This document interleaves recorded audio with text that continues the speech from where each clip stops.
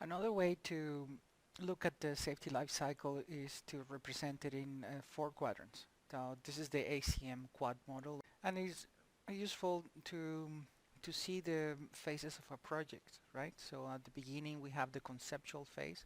Conceptual phase is around 4 to 12 months, and in that conceptual phase we have the concept of the project, feasibility analysis, hazard analysis, layer protection analysis, planning for the rest, feasibility of the project can go ahead, and some other activities. Uh, then you have the quadrant number two, which is the design phase. Again, 1 year, 2 years maybe on the design. What are the activities that we have in there? So safety requirement specifications for the safety implemented functions, non-safety implemented system safeguard specifications like PSVs and relief systems and other type of safeguards that are present there, procedures, administrative procedures, and so on.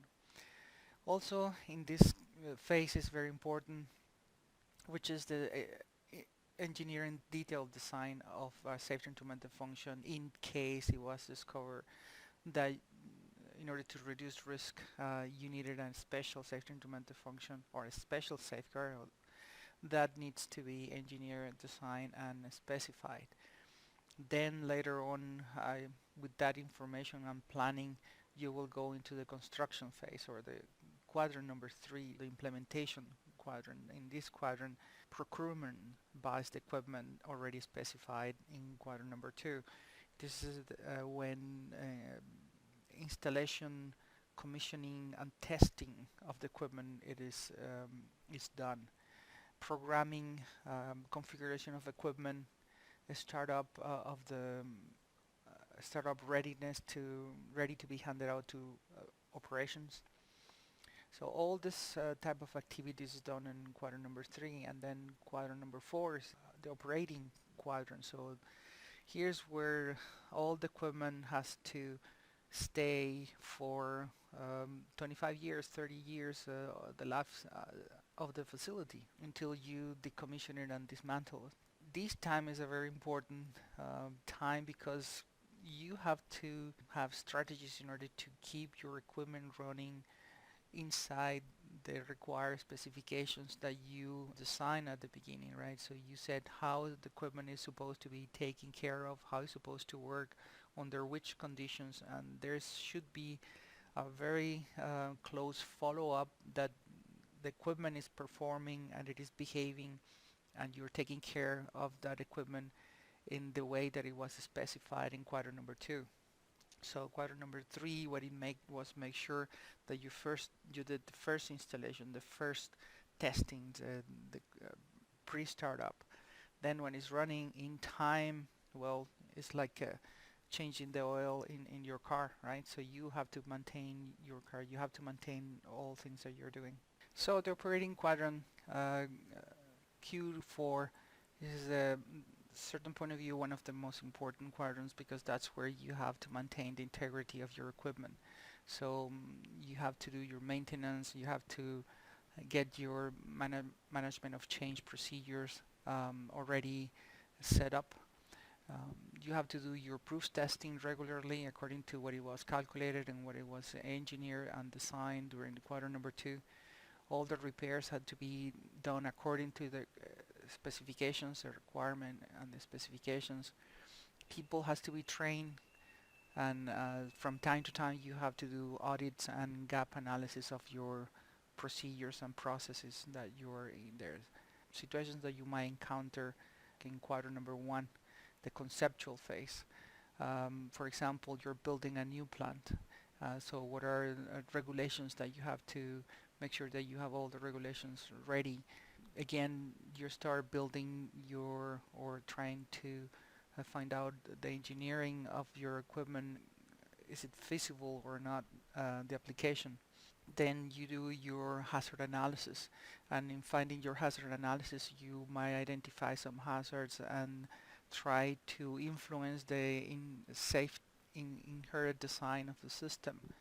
And after that is you do a preliminary findings of how feasible, how much it's going to cost in order to make that facility functionally safe to operate. So you start doing what are the existing plans for the future project management. If their plant is not new and you're already coming again to the conceptual phase or to the hazard identification phase, first phase is coming from Q4 because you made a modification and it triggered to come to this Q1 again. So you have to look at the equipment. Is the equipment already getting to the end useful life of that equipment? Or is the equipment had to be replaced because it was defective? What about the control systems, the DCS systems, the logic solvers, the upgrades, the changes, the version numbers that happens there? What about people working with the equipment? What about the spurious strips or false strips that you had in your plant? So those things can be adjusted or can be prevented, right, with quality management. Have you had any accidents, or have you had some incidents with respect to equipment breaking more often than not and causing some spills or loss of containment? Have you had your investigations done about it? And compliance with regulations. Do you comply at the moment with all regulations? Regulations sometimes change in time, and someone has to be on top of those regulations in order to apply the changes when they come. You have to really make sure that your relief systems are very well sized and study accordingly.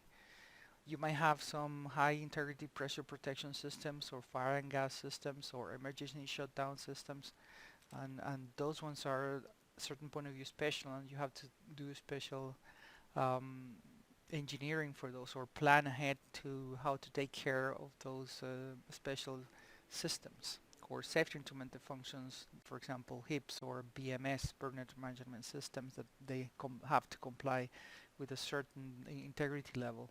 So these things are looked at for the first time in the first quadrant. Then comes the second quadrant in the design phase of the quadrant. So some of the situations that the clients find themselves is you start identifying problems, right? You're starting getting more in detail of the engineering on what is on how is the process going to be taking shape. You start proposing solutions. You start creating requests for approvals, requests for specifications. From the point of view of issuing those tender requests for people to start complying with what you need with those certain specifications. The development of those design spaces that were in quadrant number one now start taking shape, and so now you start doing your safety requirement specifications for the safety implemented functions because they were discovered that you needed special equipment for which needs to be specified. What are the specifications, the requirements of that equipment? Then you have to do the modeling of the equipment so that it best fit your requirements with respect to reducing risk. Right? They was discovered during, for example, layer protection analysis. So you do your detailed design and engineering of your safety implemented function, and also you prepare for planning. After you know how your equipment is supposed to be working, well, now comes how you have to plan on installation and commissioning and the testings that have to be done to that equipment. So this is the phase of planning. If you do a careful planning of your systems, then it will be very efficient, the installation, commissioning, and testing. So SafeGuard Profiler allows you to do that documentation, right? So allows you to comply with certain best practices that include how to manage at this stage the engineering and detail and design of your system. Then comes quadrant number three. Quadrant number three should be straightforward. You should not be thinking too much about how to install things. You should already have a plan and instructions describing step by step on how to install the equipment, and describing step by step how it's supposed to be connected together with the rest of and interact with the rest of the other systems. You try to do then at the end of that installation and commissioning, then you do separately a test for best outcome and best performance guarantee after that has to be done separately. So what is a test, or what is a site acceptance test? It is the test of the equipment as it is installed. So you have certain specifications that were written during quadrant number 2. Those specifications are the safety requirement specifications. So well, at this moment you get those specifications and you test them. You say this equipment was supposed to go to this state and define what is this final safe state. So we'll activate it, make sure that it goes to that safe place. Remembering all the time that some tests are difficult to achieve, and sometimes your equipment when it's tested is being stressed a little bit, so it's better not to get into trouble. So plan ahead and make sure that your equipment it is assured that it's working. So then your equipment is ready to hand over for operations and to start up and continue running in the fourth quadrant. This quadrant is the maintenance quadrant, or taking care of the equipment as it is doing its job, as it is producing. Right now is the time to produce. Now is the time to make money. Now is the time to make sure that the system doesn't stop too often, right? So you got high production rates and the way it's intended. So if you are in control of your equipment, if you are in control of maintenance, if you don't wait until the equipment breaks, but you prepare for preventive maintenance and other activities that happen in this quadrant, then you will see the benefits after that running, right? So what are some situations that you might find yourself in this quadrant? You may have some missing management of change procedures or processes. You have to comply with certain industry standards.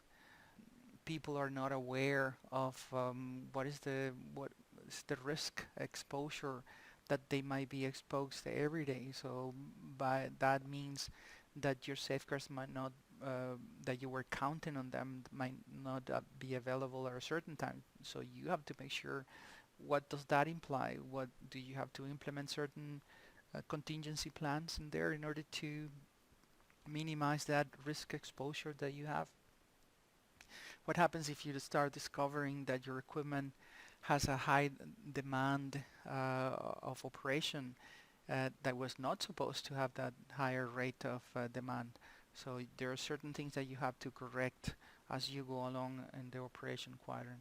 So SafeGuard Profiler is a software that allows you to do that very easily, right? So you already have a compendium, you already have all the data, the history, what it went through, all the tests, and how is that equipment expected to work, and if it is deviating from that, what you expect or what is expected of that equipment, well, you can correct the path that you were going to.